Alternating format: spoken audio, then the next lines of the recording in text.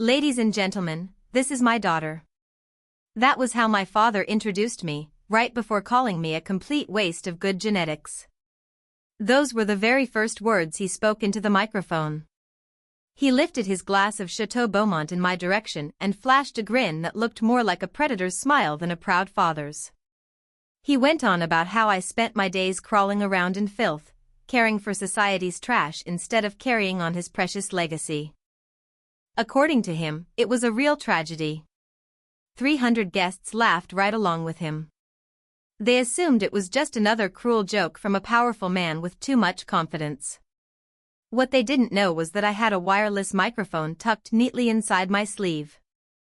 And they definitely didn't realize they were seconds away from watching his $25 million charity gala turn into a federal crime scene. Before I explain exactly how I burned his career to the ground less than 30 seconds later, tell me something. Have you ever been publicly humiliated by your own family? I need to know I'm not the only one. I stepped forward out of the shadows. The sharp crack of my heels against the marble floor sliced through the leftover laughter like a blade.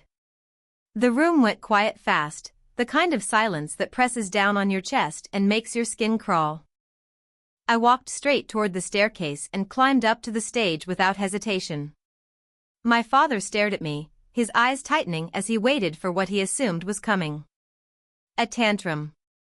A breakdown. Maybe a desperate plea for his approval. He was expecting the same daughter he had bullied and belittled for 20 years. That's not who showed up. I reached out and calmly took the microphone from his hand. He was too shocked to stop me, frozen in place. Then I turned toward the crowd. 300 faces stared back at me, all of them waiting for the punchline. My father is right about one thing, I said, keeping my voice level and ice cold. I do work with the state's most vulnerable people. But he forgot to mention my actual job title. I paused on purpose and let the silence stretch until it became uncomfortable, almost painful.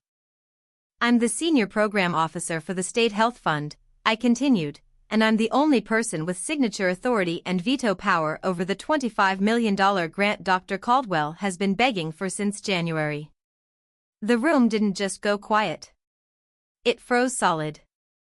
It felt like all the air had been sucked straight out of the ballroom. My father's face drained of color in an instant, shifting from smug red to a sickly gray. His wine glass slipped from his fingers and shattered against the stage. Red wine spread across the floor like blood from an open wound. I didn't even glance at the mess. Instead, I opened the thin black folder tucked under my arm. Let's talk about this proposal, I said. A Center for Dignity Recovery. Sounds noble on paper. I flipped the page. But I ran a full line item audit this morning. I looked straight at the wealthy donors seated in the front row. 80% of this budget is marked for facility upgrades. That includes imported Italian leather furniture for executive offices and marble floors for a private lobby. I let that sink in before adding, not a single cent is allocated for patient beds. I turned another page. The sharp sound echoed through the silent room like a gunshot. Section 4. Administrative transport, I read. $300,000 for 2 luxury SUVs.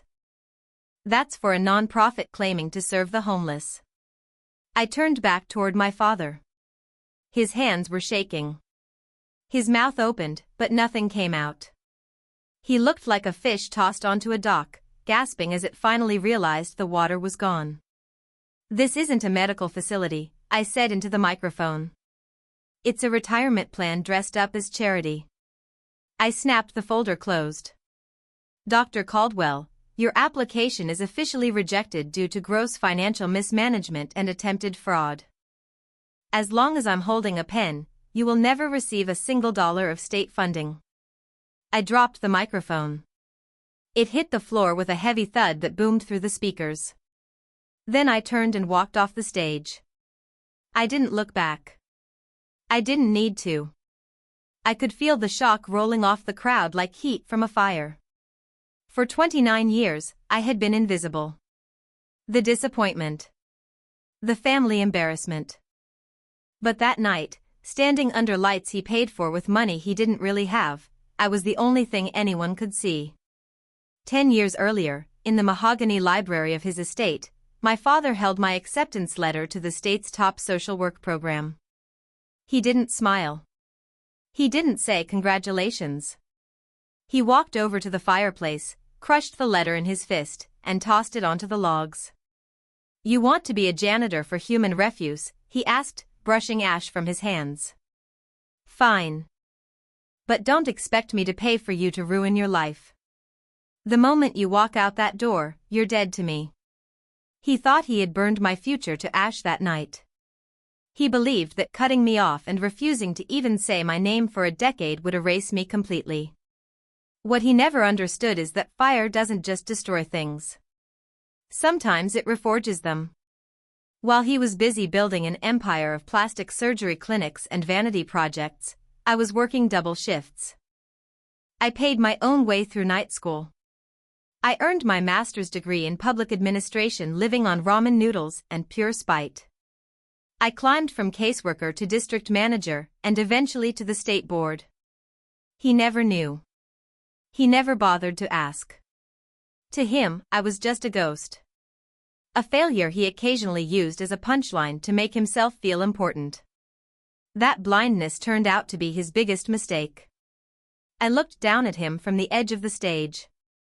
He was gripping the podium so hard his knuckles had turned white, staring at me like I was a stranger who had broken into his home.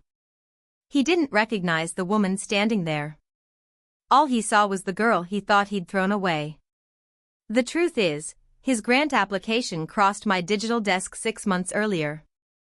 I saw the inflated figures. I saw the shell companies listed as contractors.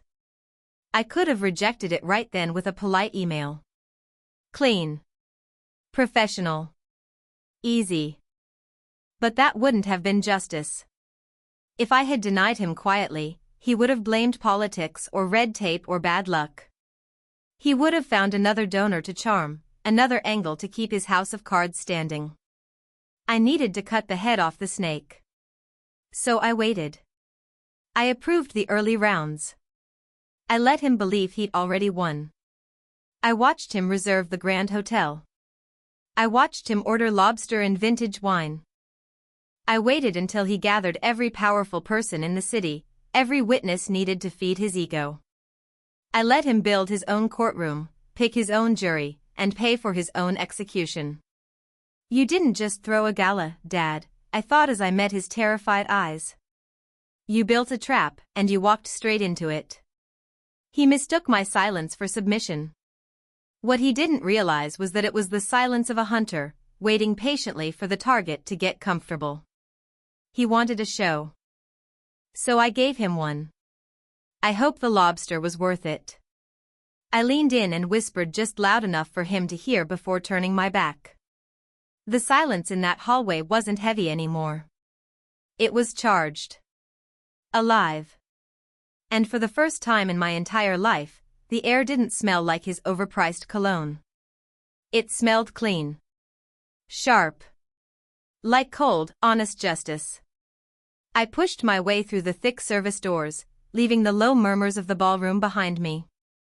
The staff corridor was freezing and reeked of industrial cleaner. It felt sterile, stripped down, real. I didn't run. I didn't rush. I walked at a calm, deliberate pace, the walk of someone who knew the job was done. All I wanted was my car. Quiet. Distance. An ending to a long, ugly chapter one was finally done carrying. But monsters don't always die just because you cut off their food supply. Sometimes, that just makes them desperate. The door behind me slammed open, not a normal entrance, not footsteps. It sounded like a body hitting a wall. I didn't bother turning around. I already knew who it was. His heavy, panicked breathing echoed down the concrete hallway and gave him away instantly. "You stop right there." His voice bounced off the walls, stripped of all the polish he used in public. What came out was raw, wet, and soaked in rage. I stopped and turned slowly. Dr. Caldwell stood about 10 feet away. His once perfect tuxedo was wrinkled and hanging wrong. His face was a mess of red fury and sweat, veins bulging against his collar. He didn't look like a brilliant surgeon anymore. He looked like a cornered animal. "You think you can just walk away?" He lunged at me, closing the distance before I could even step back. His hand clamped around my wrist, fingers digging in hard enough to leave bruises. "You think you can come into my house, in front of my peers, and humiliate me?" I looked down at his hand gripping my arm. Then I looked up into his eyes. I didn't pull away. I didn't flinch. "Let go," I said calmly. "Yeah," he hissed, leaning in close. The sour stink of vintage wine clung to his breath. "Or what? You'll write another report. You'll tattle on me, you ungrateful, treacherous little brat." His voice cracked as he kept going. "I gave you life. I put a roof over your head. And this is how you repay me? By destroying my reputation?" And there it was. The truth, Hubert, ugly, and finally honest. I watched him unravel, and suddenly everything clicked into place. For years, I believed he hated my career because it didn't make money. I thought he despised my choices because they weren't flashy or prestigious enough. But staring into the panic burning in his eyes, I realized how wrong I'd been. This was never about money. It wasn't even about the grant. It was about hierarchy. In his world, he was the sun.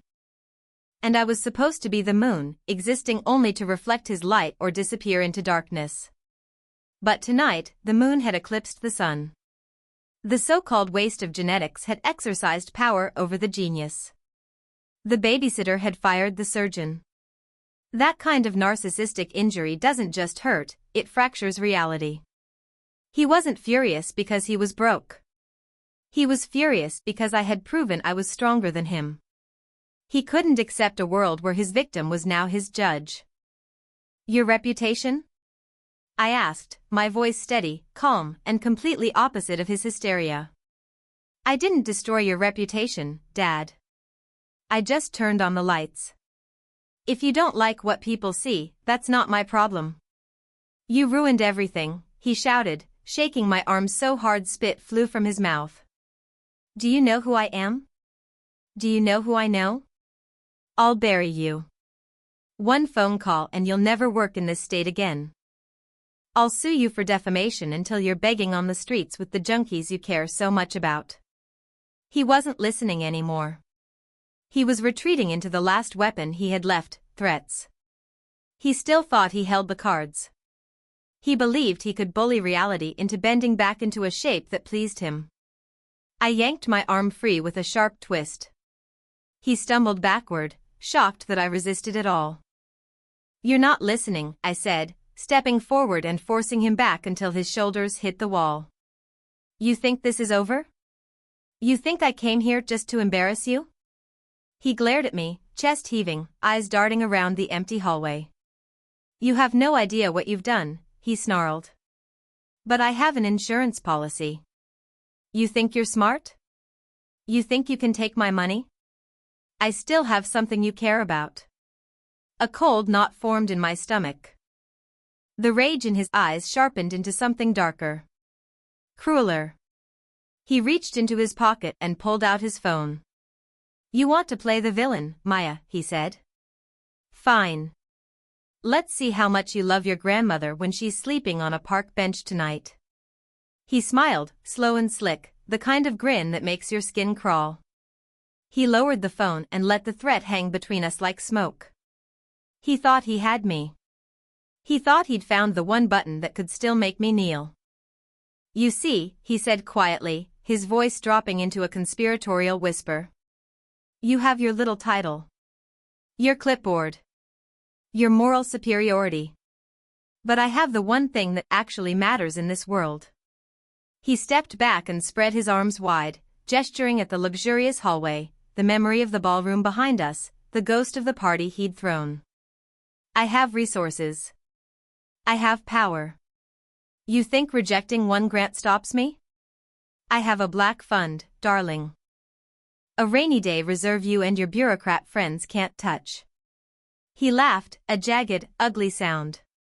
He grabbed a half-empty bottle of Chateau Beaumont from an abandoned service cart, poured it into a water glass, and swirled it. Look at this wine. $2,000 a bottle. Look at the lobster tails on that buffet. Do you know who paid for all of it? The foundation. My foundation. I write off $100,000 parties as donor cultivation. I fly to Paris on research trips. I live in a world where rules are suggestions and money is the only law. You can't hurt me, he said, locking eyes with me. I am the institution. He took a sip, daring me to challenge him. I didn't blink. I didn't flinch. I reached into my pocket and pulled out my phone. 3 taps. I turned the screen toward him. It wasn't a recording. It was a photograph. A high-resolution image of the Gala's catering invoice. The wine list. The consulting fees paid to a shell company registered under his own name. You're right, Dad, I said, my voice cutting through his arrogance like a scalpel.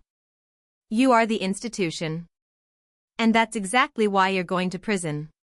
He frowned, the glass freezing halfway to his mouth. What are you even talking about? He snapped. It's called self-dealing. That's exactly the problem, I said. Under IRS Code 4941, self-dealing is strictly illegal for anyone managing a private foundation. No luxury dinners. No vintage wine. And absolutely no donor cultivation parties that are really just ego-stroking for the chairman. I swiped to the next image on my phone, a screenshot of the federal statute itself. You didn't just slip up, Dad, I said evenly. You bragged about it. You openly admitted you used foundation money to pay for tonight. That's not a loophole. That's tax fraud. It's embezzlement. And when you combine it with the inflated construction contracts buried in your grant proposal, congratulations, you've got yourself a RICO case. The color drained from his face so fast it was like the blood had evaporated. He lowered the glass slowly, his hand shaking so badly the wine sloshed over the edge and bled onto his white cuff. I photographed the menu, I continued, not letting up. I photographed the wine bottles. I have every invoice. And about 30 seconds ago, while you were bragging about your secret black fund, I uploaded all of it to a secure server shared with the IRS Federal Financial Crimes Unit. You wouldn't, he stammered. I already did. This isn't a party anymore, Dad. It's a crime scene. And you just handed me the confession. He stared at my phone like it was a loaded weapon. The swagger vanished. The king of surgery disappeared. What was left was a greedy old man, suddenly terrified of consequences. You traitor, he whispered. No, I said calmly. You committed the crime. I just turned on the lights. His panic twisted back into rage. Instead of surrendering, he grabbed his own phone and hovered over a contact. Delete the photos, he snarled. Or I stop paying for your grandmother's nursing home. Tonight, he added, flashing the screen, they'll roll her bed right onto the street. Shady Pines. I didn't flinch. Call them, I said. Put it on speaker. He dialed. The line was disconnected. She's not there, I said quietly. I moved her last Tuesday. Kensington Care. 1 full year paid up front. His face collapsed. The story he'd built about me, broke, naive, beneath him, crumbled on the spot. You never really saw me, I said. You were too busy admiring your own reflection. I earned my degrees. I managed budgets bigger than your hospital. I saved half my salary for 5 years. You assumed I was weak because I refused to worship you. His legs gave out. He slid down the wall and hit the floor. Please, he begged. I have money hidden. I turned my phone so he could see the screen. An active call. Call in progress, Special Agent Harris's Federal Financial Crimes Unit. He's been listening for the last 3 minutes, I said. The phone slipped from his fingers. It was over. I walked down the service hallway as federal agents moved in behind me. Shouting followed. Then sirens. Then the small, panicked voice of a man who had finally learned what gravity feels like. Outside, the air smelled like rain. I got into my modest car and dialed my grandmother. It's done, I said. And him, she whispered. He can't hurt us anymore. For the first time in my life, the noise in my head was gone. His voice gone. It wasn't joy, exactly. It felt more like the ache that comes after cutting out a tumor. As I drove away, I didn't look back. People like him believe power makes them untouchable. But truth always lands eventually. If someone is treating you like you're invisible, let them. Ghosts walk through walls. Ghosts see everything. And by the time they finally notice you, the checkmate has already been set. Sometimes being overlooked is your greatest advantage.